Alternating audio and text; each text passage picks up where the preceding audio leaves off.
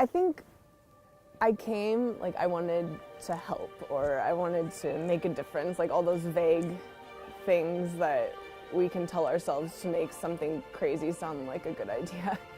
And to explain to all the family members who want to know why you're uprooting your life, or all the people at church who are wondering. But the ministry, I guess, sort of shifted, and my like desire for sharing the gospel kind of shifted, because it wasn't anymore like this evangelizing thing, but it was like people that I really love and that I like genuinely want them to know Jesus. Like, God has reminded me so often of the story in Esther, when Esther's like pleading for the life of her people, and she says to the king, like, this is what they mean to me.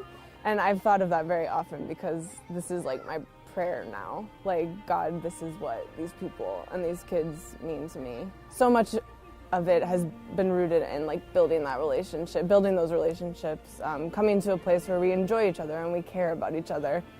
And because I do believe that Jesus saves and that Jesus brings hope and light and redemption, even into the darkest places, like, I want them to have that hope too.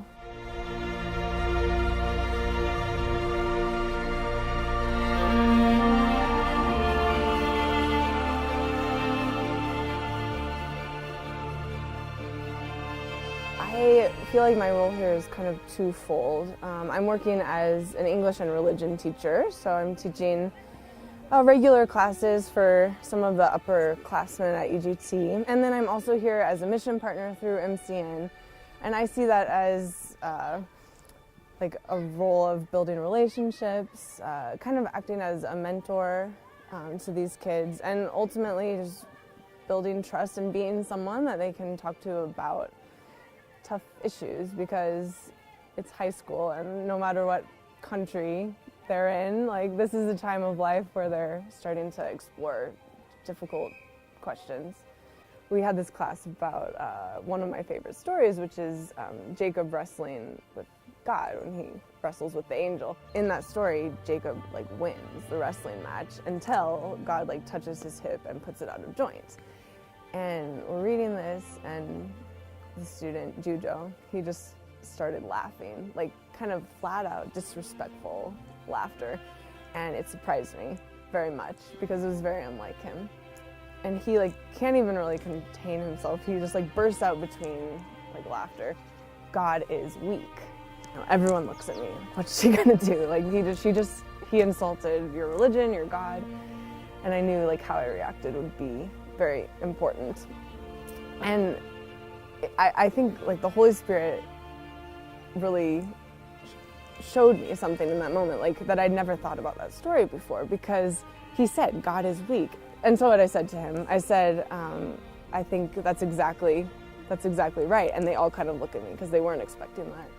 And I said, can you think of another time that God like came down in human form and let himself be weak and let himself get beat up by humans, and let himself even die?